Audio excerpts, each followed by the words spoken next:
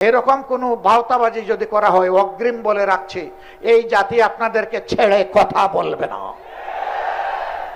সাবধান, ধোঁকার পথে পা বাড়াবেন না। আমাদের সাফ কথা, যে গণভোটে জনগণ 70 ভাগ রায় দিয়েছে, সেই একই দিনের ভোটে আপনারা সরকার বলে এখন দাবি করছেন।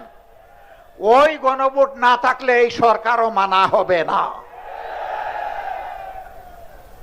ওই গণভোট যদি ব্যর্থ হয়, সরকারকেও ব্যর্থ করে দেওয়া হবে।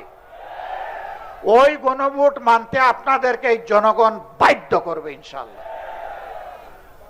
আপনারা 91 সালের পরে ক্ষমতায় এসে বুঝেন নাই কাকে কেয়ারটেকার সরকার বলে। শেষ পর্যন্ত বুঝেছেন ঠিকই। আমরা বলবো জাতির ক্ষতি করে বুঝবেন না, এখনই বুঝুন। আমরা রাজপথে এইভাবে থাকতে চাই না। আমরা সবাই মিলে দেশ গড়ার কাজে অংশগ্রহণ করতে চাই। কিন্তু আপনারা যেভাবে ধাক্কায় ধাক্কায় আমাদেরকে রাজপথের দিকে দিচ্ছেন, রাজপথ জ্বলে উঠলে সেই আগুনের অনেক কিছু পুড়ে ছারখার হয়ে যাবে।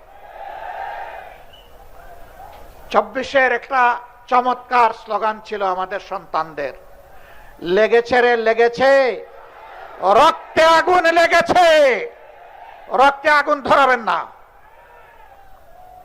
এই প্রজন্মের আর পরীক্ষা নেবেন না। এরা পরীক্ষিত, এরা বিজয়ী, এরা বীর। এই জুলাইকেও ধামা চাপা দেওয়ার জন্য কত কসরত, এইটা ওইটা।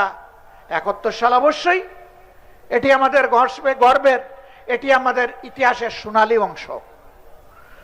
24 টানতে গিয়ে 71 টানতে হবে কেন?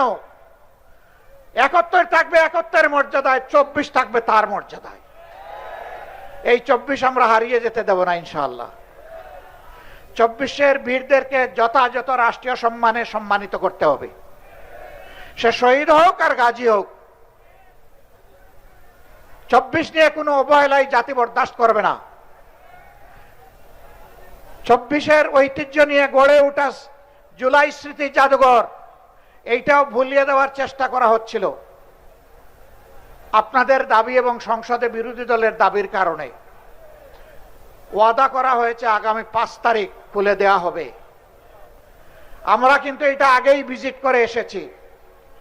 সেই ভিজিটে নাহিদ ইসলামও ছিলেন, আমিও ছিলাম, আর ওই সংসদের অবৈতনিক শিক্ষকও ছিলেন। আমরা যদি আবার গিয়ে দেখি এর মধ্যে কোনো পরিবর্তন আনা হয়েছে, আমরা আবার গর্জন করব। আমরা চুপ থাকবো না, তার প্রতিবাদ করব। যদি কোনো ঐতিহ্য গায়েব করা হয়ে থাকে, 16 আনা তাদের কাছ থেকে আমরা তা আদায় করে ছাড়বো ইনশাআল্লাহ। সম্মানিত ভাইরা, আমাদের সাফ কথা, গণভোটের গণরায় মানতেই হবে। যারা জনগণের ভোট মানে না, এরা গণতন্ত্র মানে না, এরা গণতন্ত্রের শত্রু। আমরা চাই না এই সরকারকে আমরা গণতন্ত্রের শত্রু বলি। দেরিতে হলেও আমরা অনুরোধ করব, ফিরে আসুন, ফিরে আসুন। জনগণের রায়ের প্রতি আপনারা সম্মান প্রদর্শন করুন। বিরোধী দলের আসনগুলোতে বৈষম্য করা হচ্ছে। বৈষম্যের জন্য জুলাই হয়নি, বৈষম্যের কবর রচনা করার জন্য জুলাই হয়েছিল। সংসদে আমরা তার প্রতিবাদ করেছি। এই বৈষম্য আমরা মেনে নেব না, তার বিরুদ্ধে আমরা জ্বলে উঠবো ইনশাআল্লাহ। সময় থাকতে সাবধান হয়ে যান, সংশোধন হয়ে যান, মানুষের ম্যান্ডেটের প্রতি সম্মান প্রদর্শন করুন। দ্রব্যমূল্যের জাতাকলে জনগণ পিষ্ট।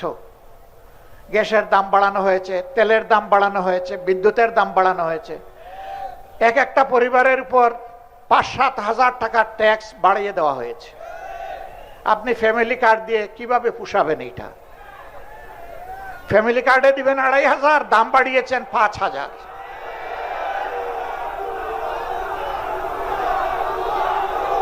সম্মানিত ভাইয়েরা, ইনশাআল্লাহ যদি এর ভিতরে তারা না মানেন, সিলেটে আমাদের সমাবেশ রয়েছে 25 তারিখ। আমরা আশা করব এর ভিতরে তাদের শুভবুদ্ধির উদয় হবে।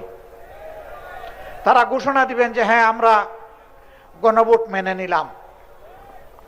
যদি মেনে না নেন তাহলে ঢাকার মহাসমাবেশের জন্য আপনারা প্রস্তুত থাকুন। হাতে চিড়া মুড়ি নিয়ে আপনারা রওনা করতে পারবেন তো ইনশাআল্লাহ? আমরা কোনো বিরানি দিতে পারবো না।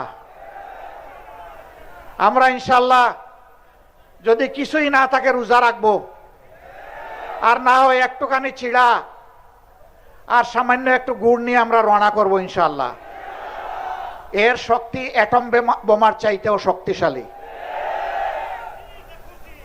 আপনারা রাজি, তৈরি, প্রস্তুত?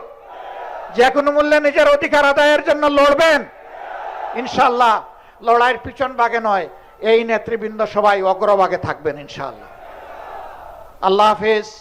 বাংলাদেশ জিন্দাবাদ। 11 দলীয় ঐক্য জিন্দাবাদ।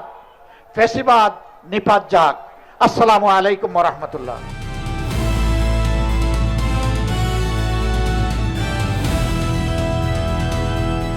দিনাজপুর টিভি, মানুষের জীবনের কথা বলে।